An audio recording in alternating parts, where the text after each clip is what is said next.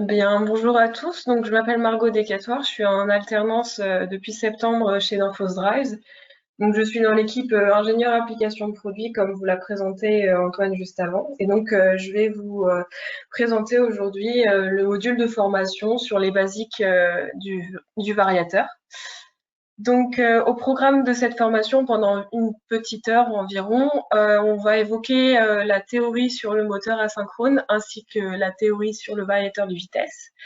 Donc, on évoque la théorie sur le moteur asynchrone avant tout pour savoir piloter les moteurs à partir des variateurs de vitesse. Donc, on passe à la première partie. Durant cette première partie, donc, on va évoquer différents sujets, notamment le fonctionnement électrique des moteurs asynchrones.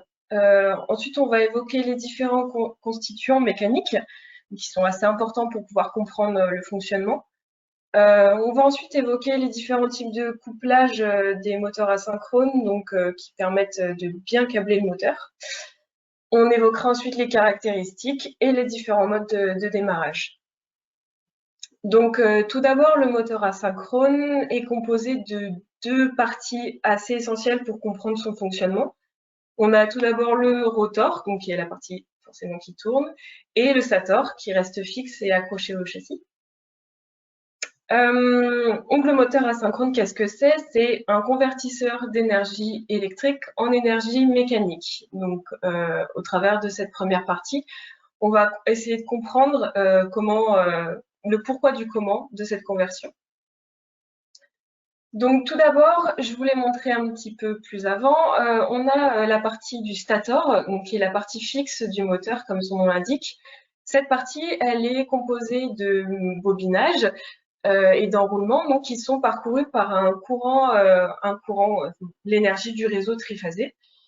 Et donc, ce courant va venir créer un champ magnétique. Donc, pour comprendre comment cela fonctionne, il faut revenir à la règle de la base de la règle de la main droite de Fleming, pardon, qui explique qu'en fait, lorsqu'un conducteur est parcouru par un courant, on a deux phénomènes qui sont induits. On a tout d'abord un champ magnétique qui est représenté par l'aimant que vous pouvez voir qui encadre le conducteur, mais aussi une force électromotrice qui va venir apporter du mouvement.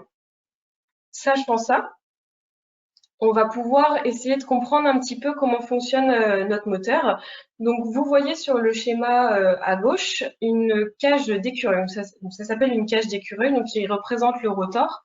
Elle est parcourue par des conducteurs qui sont court-circuités par une bague de part et d'autre.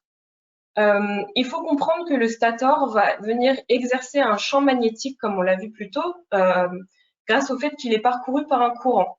Ce champ magnétique, il va venir couper les conducteurs du rotor, ce qui va, par de ce fait, induire un courant qui va traverser les conducteurs du rotor. Et ce courant va à son tour créer un champ magnétique. Et c'est la confrontation des deux champs magnétiques, celui du rotor et du stator, qui va venir créer une force mécanique qui va pouvoir déplacer les conducteurs du rotor. Et c'est de ce fait qu'on va pouvoir entraîner notre moteur en rotation. Sachant ça, donc on peut s'attarder un petit peu sur les différents constituants mécaniques du moteur asynchrone. Donc je vous parlais tout à l'heure du stator et du rotor qu'on peut bien apercevoir sur cette image. On voit bien aussi le bobinage du stator qui est assez visible sur cette image. On peut comprendre aussi que le rotor, du coup, se retrouve à l'intérieur du stator, mais on voit pas très bien, du coup, sur cette image, la cage d'écureuil dont je vous parlais tout à l'heure, qui est du coup à l'intérieur. Le rotor est traversé par un arbre moteur avec des enroulements qui va permettre d'entrer en rotation. On peut évoquer aussi la boîte à bornes dans laquelle on va pouvoir expliquer les différents couplages d'un moteur asynchrone, dont je vous parlerai un petit peu plus tard. On a les fixations aussi et la ventilation pour permettre au moteur de ne pas surchauffer. Une partie assez importante des moteurs asynchrones, il faut évoquer les différents constituants. Donc, Je vous ai parlé tout à l'heure des bobinages du stator qui permettent d'induire un champ magnétique, mais on a aussi le rotor qui est constitué de pôles. Donc ces pôles vont permettre de faciliter la rotation du moteur et donc on a une règle qui est assez importante à comprendre. Il faut comprendre que le nombre de pôles est lié à la vitesse de rotation du moteur et plus le nombre de pôles est élevé, plus la vitesse du moteur est faible. Ceci peut s'expliquer grâce à la petite animation que vous voyez juste ici. On peut comprendre que lorsqu'on alimente un moteur, la fréquence d'alimentation est fixe, c'est-à-dire que lorsqu'on alimente un moteur sur du 50 Hz, cette fréquence ne va pas bouger. Et c'est grâce à cette fréquence qu'on va pouvoir déterminer la vitesse de rotation du moteur. On peut voir que lorsque la fréquence est fixe et que le nombre de pôles est faible, il va falloir que l'arbre moteur tourne plus vite pour suivre la fréquence de rotation. En revanche, lorsque le nombre de pôles est élevé, l'arbre moteur va devoir tourner plus lentement pour pouvoir suivre la fréquence d'alimentation. C'est ce qui est représenté sur les animations juste ici. Ensuite, on va pouvoir évoquer le couplage du moteur. Donc, c'est assez important à comprendre. Lorsqu'on a un réseau 400 volts, par exemple, on peut avoir différentes tailles de moteurs. Donc, notamment à gauche, un moteur de petite taille et à droite, un moteur de assez gros volume. Ce qu'il faut comprendre, c'est que lorsque le moteur est assez petit, on va avoir besoin de l'alimenter à une tension un peu plus faible. Et donc, c'est là qu'intervient le couplage étoile, puisque sur une alimentation de 400 volts, on va pouvoir alimenter les enroulements d'un moteur sur une alimentation de 230 volts. Donc, on divise par racine de 3 l'alimentation du réseau, et ce qui permet de pouvoir alimenter des plus petits moteurs. En revanche, lorsqu'on a besoin d'une alimentation un peu plus grosse sur des plus gros moteurs, on va pouvoir coupler le moteur en triangle, ce qui permet aux enroulements de recevoir une alimentation de 400 volts. Et donc, à partir d'un réseau de 400 volts, on peut alimenter des petits et des gros moteurs en fonction du couplage qu'on leur donne.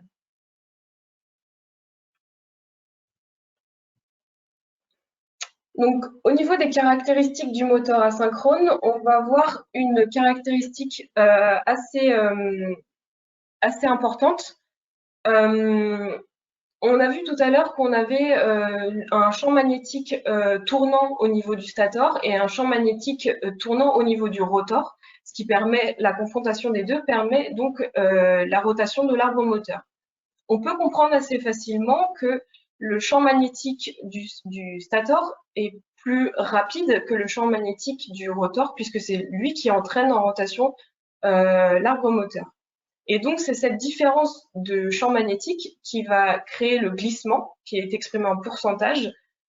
Plus cette différence est importante, plus la vitesse de rotation de l'arbre va être décalée par rapport à la vitesse de rotation du champ tournant du stator. Oui, bonjour, Monsieur Diakité, donc je suis collègue de Margot. Donc un point important sur le glissement, pour pouvoir faire du couple, il y a besoin de glissement. Et donc comme l'a indiqué Margot, on a effectivement les deux champs magnétiques, mais si les deux champs magnétiques tournent à la même vitesse, on n'a pas de glissement et on n'a pas de couple. Donc le glissement est essentiel pour créer du couple au niveau du moteur, parce que si vous n'avez pas de glissement, vous n'avez pas de couple. Et donc, plus votre couple que vous allez faire au niveau du moteur va être important, plus vous allez avoir un glissement qui va être important. Donc, dans les caractéristiques liées au moteur, Margot va en parler un peu plus tard. Mais si vous avez un moteur qui fait 1490 tours minute, par exemple, ça veut dire qu'en termes de glissement, il a 10 tours de glissement. Ça veut dire qu'il va fournir, lorsque vous allez lui demander le couple maximum, il va avoir le glissement maximum et donc il va être à 1490 tours. Par contre, si vous faites tourner votre moteur et que vous lui appliquez pas de couple, là il va rester à 1500 tours tant qu'il n'y a pas de couple appliqué. C'était juste une petite précision sur le glissement qui est fondamental pour bien comprendre comment fonctionne un moteur asynchrone. Merci. Amadou, vous parlez juste précédemment du couple du moteur et le rapport entre le couple et le glissement. Le couple du moteur asynchrone a une caractéristique assez importante à comprendre. Il faut savoir que le couple est lié au courant et lorsqu'on démarre le moteur, on peut assez facilement comprendre que on a besoin d'un courant assez important pour entraîner en rotation le rotor. Et donc, ce couple assez important, il est 4 à 8 fois supérieur au courant nominal, ce qui se caractérise par une couple de courant qui dépasse le couple nominal du moteur.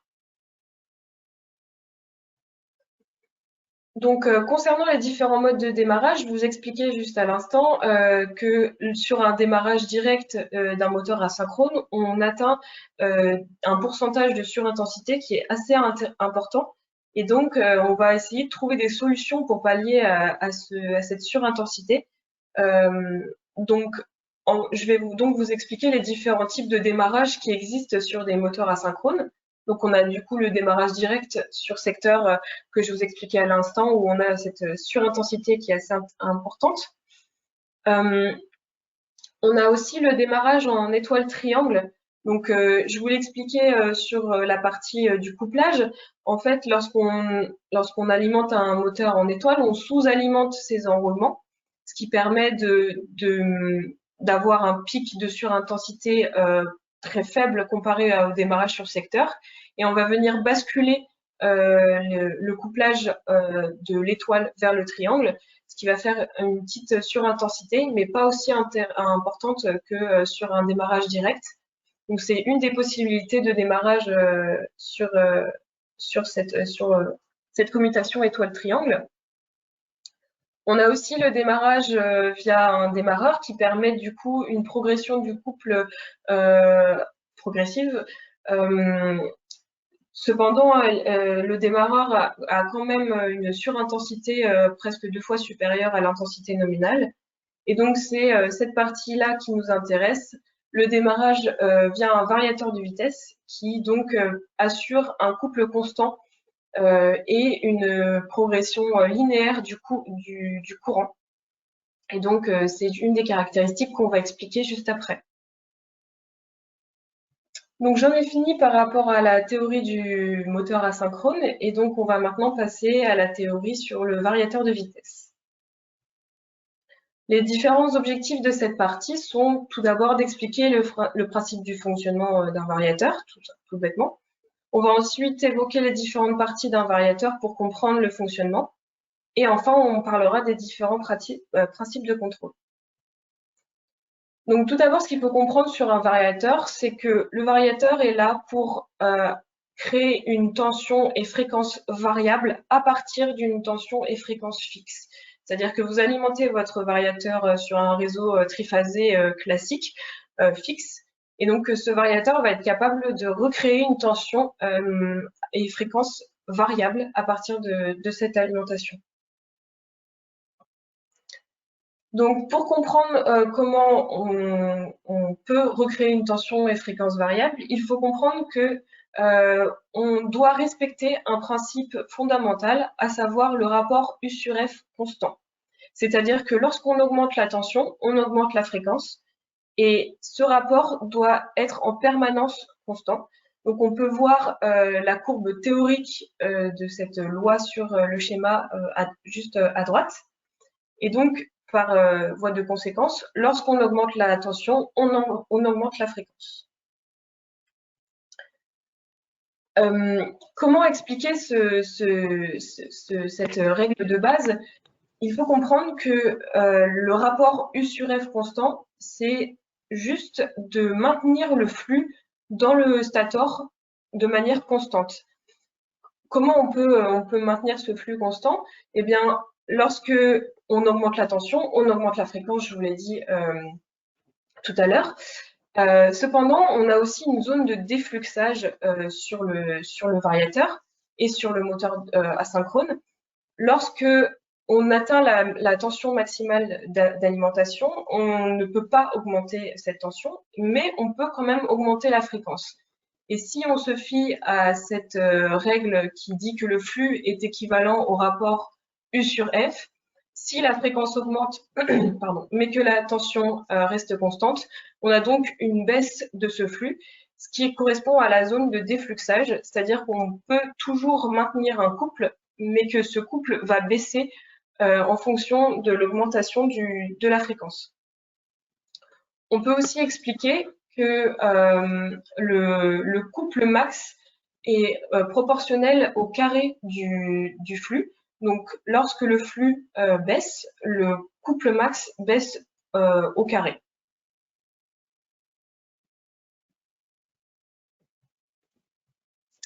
Donc, sur un moteur asynchrone, on va avoir deux types de commandes. On va tout d'abord avoir le pilotage à courant constant. Ceci s'explique lorsque on fait le rapport, lorsque on explique que le courant est équivalent au couple divisé par le flux. Et donc, il faut que ce rapport soit constant en toute occasion. C'est donc pourquoi on peut visualiser la courbe du courant qui est donc en jaune orangé et la courbe du flux qui est en orangé en pointillé. Donc, si ces courbes sont équivalentes en toutes circonstances, on a donc un courant constant puisque le rapport des deux est constant. Juste une petite précision, le courant est imposé par la charge, donc c'est toujours la charge qui va imposer le courant. Par contre, lorsqu'on va être à flux constant, donc à couple constant jusqu'au point de défluxage, on va avoir un courant qui va être imposé, donc constant. Si ensuite on passe en puissance constante, à savoir que le couple diminue proportionnellement à la vitesse qui augmente, donc on passe en puissance constante et donc là le courant reste constant. Donc c'est la courbe qui est indiquée, c'est la courbe donc avec un fonctionnement en couple constant jusqu'au point de défluxage et ensuite en puissance constante après le point de défluxage qui permet d'avoir un courant qui soit toujours le même quelle que soit la vitesse. En plus du courant constant, on va avoir le pilotage en couple constant qui correspond à maintenir un couple constant peu importe la vitesse de rotation. Et donc, comme le couple est la résultante du flux et du courant, si le flux baisse lorsqu'on arrive dans la zone de défluxage, on a par voie de conséquence une augmentation du courant. Et donc, ça permet aussi d'avoir une puissance qui augmente jusqu'à la zone qu'on ne peut plus atteindre. Oui, donc c'est à prendre en compte de façon lorsqu'on doit fonctionner en défluxage, un point qu'il faut prendre en compte, c'est savoir quelle est la forme du couple de la machine, de l'application, après la zone de défluxage. Si on est sur une machine à couple constant, par exemple, l'incidence, ça va être que le courant va augmenter après la zone de défluxage, puisqu'on n'a plus assez de tension pour maintenir le U sur F constante, donc le flux dans le moteur. Et donc la conséquence, c'est que le courant va augmenter, même si le couple reste constant, le courant va augmenter. Donc ça à prendre en compte au niveau du dimensionnement du variateur. Si on est sur une application avec un couple constant jusqu'au point de défluxage et ensuite une puissance constante, ou si on est à couple constante, quelle que soit la vitesse. Donc ça permet de dimensionner le convertisseur, puisque tel qu'indiqué sur la courbe, le courant va augmenter dès qu'on va être en zone de défluxage avec un couple constant.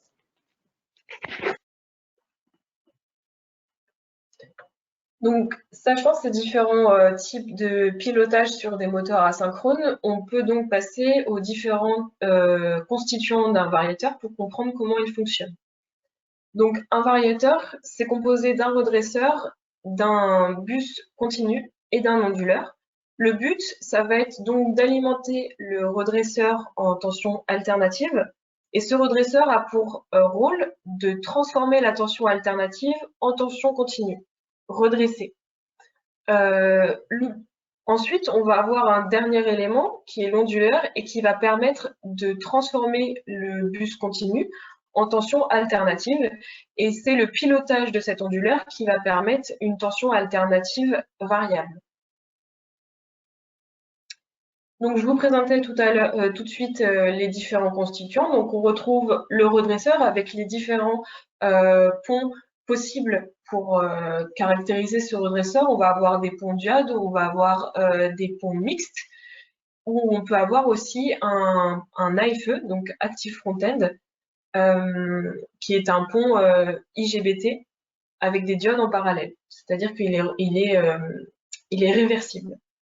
En termes de circuits intermédiaires, je vous expliquerai comment fonctionnent ces différentes parties juste après. En circuit intermédiaire, on peut avoir deux types de circuits, donc un condensateur seul ou alors des inductances avec un condensateur. Et en onduleur, on va avoir un pont active front-end du même type que celui sur le redresseur, sur certains types de variateurs. En fonction du variateur, ces éléments-là vont varier. Donc sur un redresseur, le but c'est que le redresseur soit alimenté en tension triphasée, donc sur le réseau triphasé. Et donc le redresseur va venir entre guillemets redresser la tension d'alimentation en une tension continue. Cependant, elle n'est pas lissée. On peut considérer que le pont redresseur vient couper entre guillemets la tension d'alimentation et ne prend que la partie la plus positive de la tension. C'est pour ça qu'on observe ces petites vaguelettes. Et donc ce redresseur vient augmenter la tension d'alimentation de 400 à 560 volts.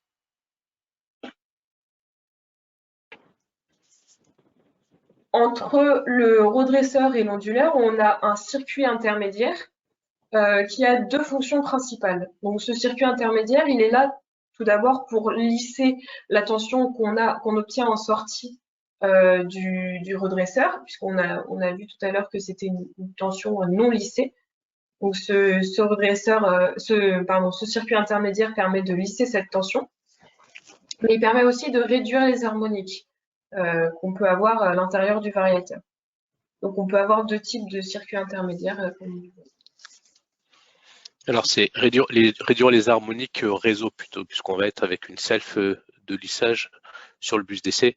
Et donc cette self de lissage sur le bus d'essai va permettre de diminuer en fait les harmoniques côté réseau et donc de passer à un taux de distorsion harmonique de l'ordre entre 30 et 40% avec ces selfs.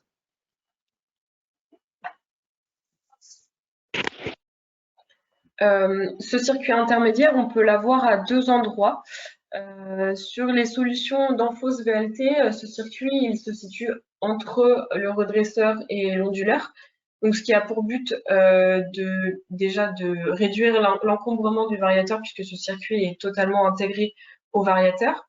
Et donc, ça permet aussi d'avoir une chute de tension minimale en amont du variateur puisque le circuit est intégré au variateur. On peut avoir une solution où ce circuit se situe en amont du variateur, ce qui permet au variateur d'être moins sensible à un réseau perturbé, notamment par exemple en fin de ligne, lorsque le réseau est complètement perturbé. Ça permet au variateur d'être moins sensible à ces perturbations. Enfin, la dernière partie du variateur, donc je vous le disais tout à l'heure, l'onduleur. Cet onduleur, il est composé d'IGBT. Donc les IGBT, il faut les comprendre comme des transistors de puissance qui sont représentés par des circuits ouverts ou fermés. Les IGBT, ce sont les composants dont Antoine vous parlait en début de présentation. Ces IGBT, on va venir les commander par largeur d'impulsion, ce qui s'appelle la modulation par largeur d'impulsion, la MLI. Et donc, cette MLI va nous permettre de recréer une tension sinusoïdale à partir du bus continu qu'on avait juste avant. Donc, comment fonctionnent ces IGBT? On va avoir différentes commutations avec différentes combinaisons pour pouvoir recréer une tension triphasée à partir du bus continu. Et donc, c'est par largeur d'impulsion de ces transistors qu'on va pouvoir recréer une tension. Donc, juste ici, une petite animation pour vous permettre de mieux comprendre le fonctionnement des transistors de puissance. Il faut comprendre que sur la dernière animation, on représente une seule phase d'un moteur. Et il faut comprendre qu'il y a différentes combinaisons possibles pour pouvoir recréer la tension triphasée. Enfin, pour pouvoir permettre de commander toute cette installation, on va avoir une partie de commande qui va venir contrôler, mesurer et surveiller l'ensemble de l'installation. Et donc, c'est cette partie-là qui va venir varier en fonction de la qualité, entre guillemets, du variateur. On va donc avoir différents types de contrôle sur les variateurs. Le principe, c'est de mesurer le courant en sortie du variateur pour permettre de réajuster le contrôle et le pilotage des IGBT. Et à partir de ce principe-là, on va pouvoir assurer un couple constant sur le moteur. Donc, une précision, le schéma que vous voyez, c'est un schéma donc en contrôle vectoriel boucle fermée, puisque vous avez un codeur qui est donc connecté sur le moteur. Et donc, comme vient de le dire Margot, on va récupérer donc les 3 courants moteurs qu'on va transformer en une composante avec 2 courants, donc un courant magnétisant et un courant qui fait du couple, donc le ID et le IQ. Et donc, le principe du contrôle commande, ça va être de piloter bien sûr la vitesse du moteur, puisque c'est le but premier, mais également dans un mode contrôle vectoriel boucle fermée, de fournir le courant nécessaire et donc le couple nécessaire à l'application. Donc vous avez toute la modélisation, je dirais, du contrôle commande avec la partie modélisation de flux, modélisation du couple et de la vitesse, et qui va permettre donc de piloter ces fameux IGBT et d'avoir à tout moment le contrôle de la vitesse de l'application, et donc lorsqu'on est sur du boucle fermée également, donc d'imposer un couple.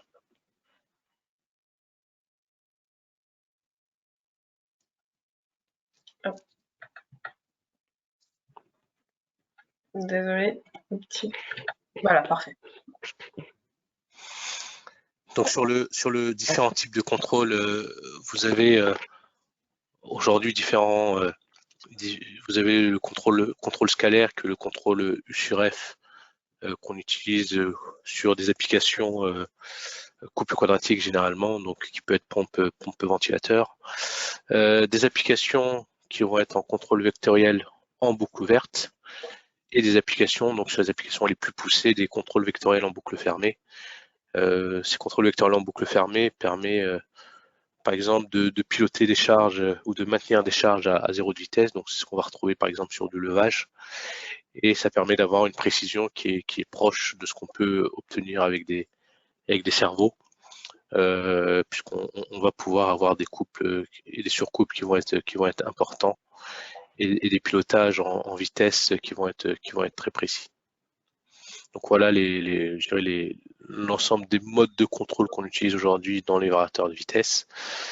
Je dirais 90% ou 95% des applications sont en boucle ouverte, puisque seulement dans certains cas, comme je viens de l'expliquer, besoin de précision en vitesse ou maintien de couple à 0 de vitesse, on va avoir besoin des boucles fermées.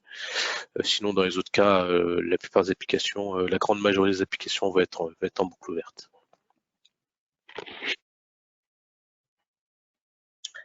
Donc, on vient d'expliquer le fonctionnement du variateur de vitesse. Il faut comprendre que ce variateur de vitesse, il n'est pas parfait, et lorsque on a une commutation des transistors de puissance, ça entraîne des pics de commutation de courant et de tension. Donc, en sortie du variateur, vous voyez un petit peu à quoi peut ressembler la forme de la tension et du courant en sortie du variateur. On peut avoir des pics de courant jusqu'à, par exemple, 1000 volts lorsqu'on est alimenté en 560. Donc, ça peut générer du stress sur les enroulements et donc abîmer prématurément l'installation, votre installation. Et donc, pour éviter ces commutations et ce stress généré sur les enroulements du moteur, on a deux types de filtres principalement. On a d'abord le filtre dV sur dt qui permet de diminuer les pics à la commutation des IGBT. Et donc, ils permettent de diminuer ces pics en tension et en courant. Donc, c'est déjà une avancée assez importante. Et donc, ces filtres sont généralement utilisés sur des installations sur du 690 volts, par exemple. On va aussi avoir les filtres sinus qui, du coup, permettent d'avoir une tension plus sinusoïdale. Et donc, ils sont généralement utilisés sur des fortes longueurs de câble.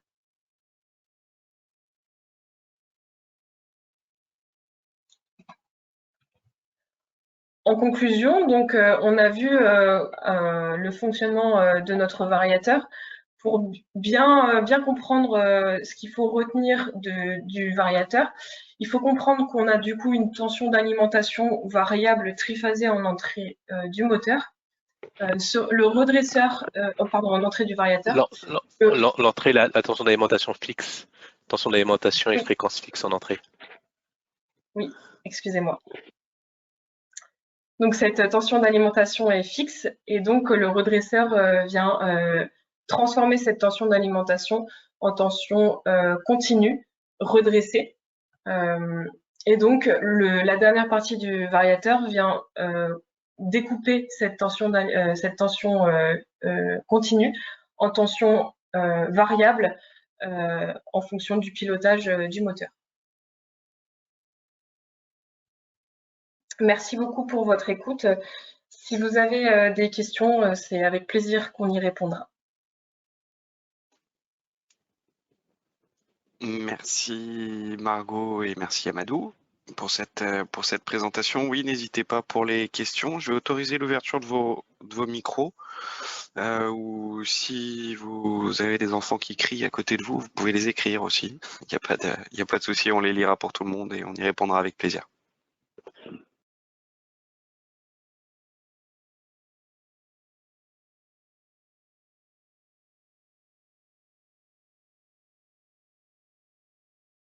Alors, quand on commande un moteur avec un variateur, comment savoir si le moteur supportera les pics de tension? Quelles précautions prendre? Alors, pour les moteurs, généralement, c'est le fabricant. Vous avez le fabricant de moteur qui va l'indiquer, puisque les fabricants de moteurs sont généralement également fabricants de variateurs. Et donc, en fonction de la taille du moteur et en fonction de la tension d'alimentation du moteur, il faut le spécifier, en fait, il faut l'indiquer qu'il est piloté par un variateur et donc les fabricants de moteurs savent mettre les éléments adéquats. Donc typiquement, ça va se constituer sur des moteurs 690 volts d'une surisolation. Donc lorsque vous êtes sur un moteur 690 volts avec variateur de vitesse, il faut une surisolation du moteur et généralement des filtres DUDT également côté variateur, sauf exception, puisqu'il y a certains moteurs qui acceptent des DVDT qui sont importants et donc qui ont des isolements beaucoup plus importants qu'un moteur avec les moteurs standards. Par contre, si vous êtes sur des moteurs de faible puissance, je dirais en dessous de 100 kW, la plupart des constructeurs aujourd'hui n'ont pas de gamme spécifique variation de vitesse et spécifique alimentation réseau. Donc sur les petites puissances, généralement les moteurs de petite puissance, donc en dessous de 100 kW, peuvent être installés avec variateur de vitesse ou sans variateur de vitesse. Ce qui est important également à voir, c'est si la classe du moteur. Donc si le moteur est en classe B, classe F ou classe H, si le moteur est en classe F ou classe H, donc il n'y a pas de souci pour mettre un variateur. Par contre, s'il est prévu d'être alimenté via le réseau en classe B, ça veut dire que lorsque vous allez monter avec un variateur de vitesse, il risque de chauffer plus. Et donc généralement, il y a 10% de déclassement à prévoir sur ce moteur. Mais pour résumer, le constructeur du moteur, si vous lui dites que vous alimentez le moteur avec un variateur, le constructeur du moteur va normalement mettre tous les éléments nécessaires pour que le moteur supporte la variation de vitesse. Donc il faut bien le spécifier au fournisseur du moteur.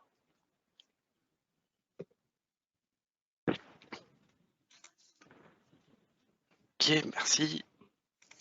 Alors, pour diminuer le bruit acoustique du moteur, comment régler la fréquence de commutation? Moteur, entre parenthèses, moteur de 2.2 à 132 kW.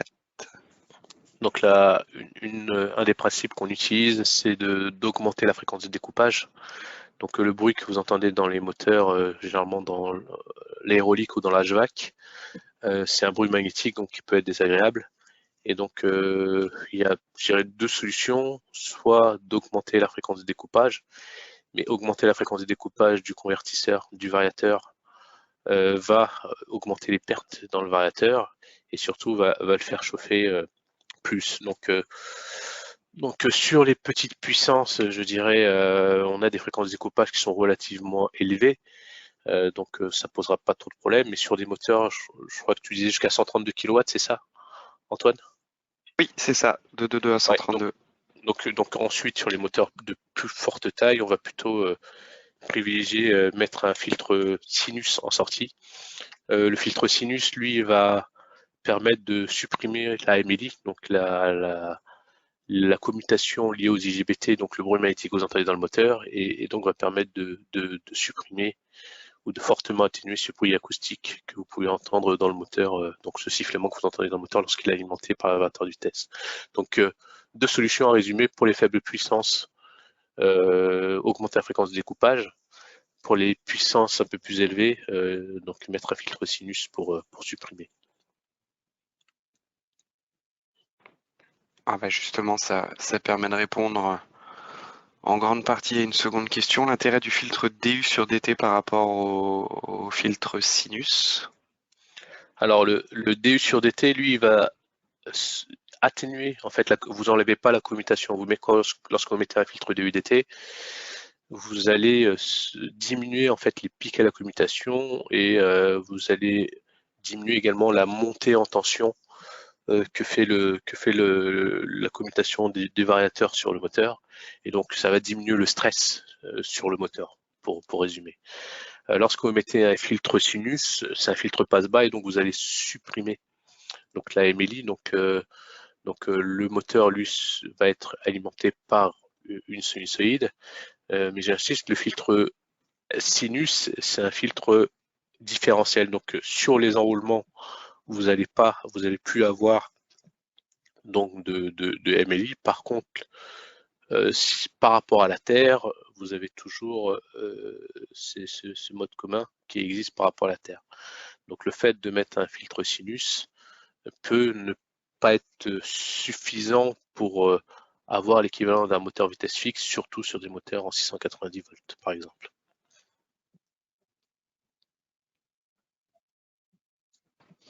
Merci bien. Un variateur doit-il toujours être en fonctionnement? Je pense notamment au compresseur dans la réfrigération. Toujours en fonctionnement, c'est toujours alimenté, ou est-ce que vous pouvez préciser, s'il vous plaît?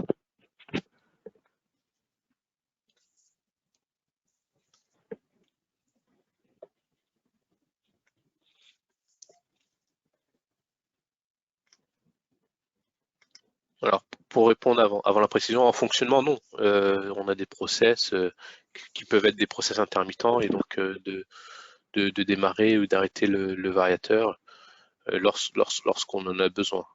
Après, si votre question c'est est-ce qu'il doit être toujours alimenté, il n'y a pas forcément besoin de le maintenir tout le temps alimenté, mais par exemple un variateur qui n'est pas installé et qui est en rechange, on a des condensateurs électrolytiques qui se trouvent dans le variateur, et on préconise de ce qu'on appelle un réveil des condensateurs, donc de l'alimenter au moins sur le bus continu, au moins une fois par an, pour être sûr qu'au moment où vous en ayez besoin, il soit disponible. Mais en soi,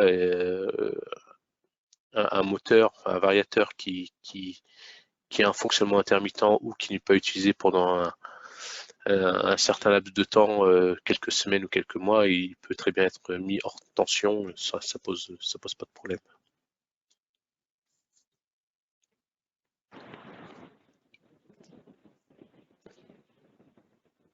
Ok.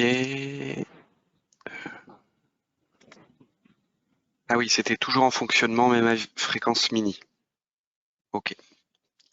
Oui, après c'est pas le variateur, il faut regarder au niveau de l'application, donc au niveau du moteur. Parce que si vous avez des moteurs qui sont, il parlait de compresseurs, donc sur les compresseurs c'est des couples constants. Donc la fréquence mini, généralement sur les compresseurs de mémoire, c'est des moteurs qui sont à ventilation avec des ventilations forcées. Donc le flux de refroidissement est, je dirais, constant, quelle que soit la vitesse. Donc ça pose pas forcément de problème de le faire tourner à fréquence mini. Mais sur des applications qui n'auraient pas de ventilation forcée, le fait de faire tourner le variateur à une fréquence mini fait qu'on continue à l'alimenter, donc on continue à faire du courant et des pertes. Sauf que la vitesse étant faible ou relativement faible, la capacité de refroidissement l'est également. Donc il faut le vérifier en fonction du couple et en fonction de l'application.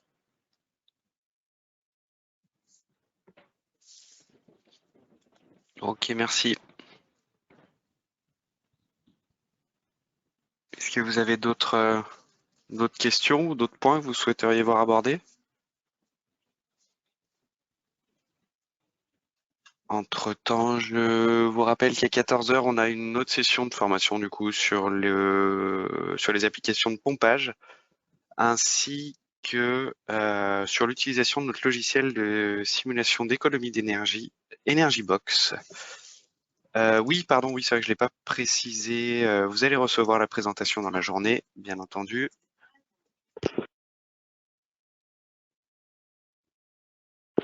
Peut-on avoir, s'il vous plaît, une explication concernant le phénomène de défluxage pour une application de ventilateur et quelle valeur de fréquence on peut atteindre pour un moteur de 132 kW? Alors, ça va être différent. Je dirais que ça va être pire pour de la ventilation, puisque là, on parlait de couple constant. Si tu peux juste passer le slide d'après, Margot, s'il te plaît. Le deuxième, voilà. Donc là, on parlait de couple constant. Lorsqu'on est sur une application ventilation, donc on est sur une application en couple quadratique, ça veut dire que le couple du ventilateur augmente dans un rapport au carré de la vitesse. Donc si vous augmentez la vitesse du ventilateur au-delà du défluxage, en plus d'avoir ce phénomène du flux qui baisse, vous allez avoir le couple qui va augmenter dans un rapport au carré.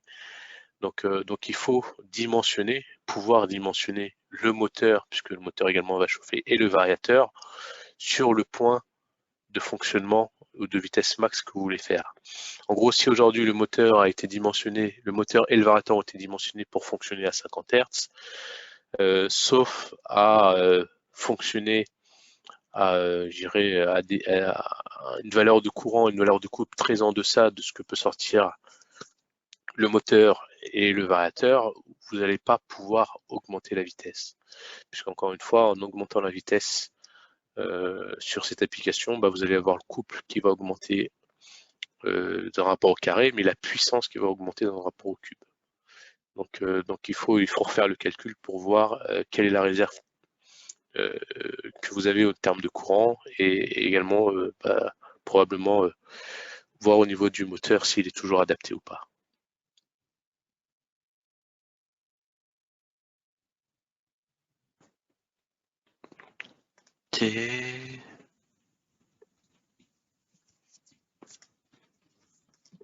Hop.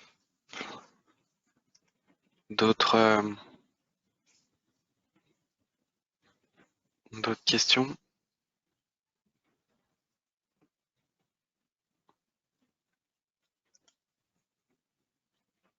Bon, bah écoutez, on va vous remercier pour votre attention. Merci beaucoup également à Margot et Amadou pour la présentation.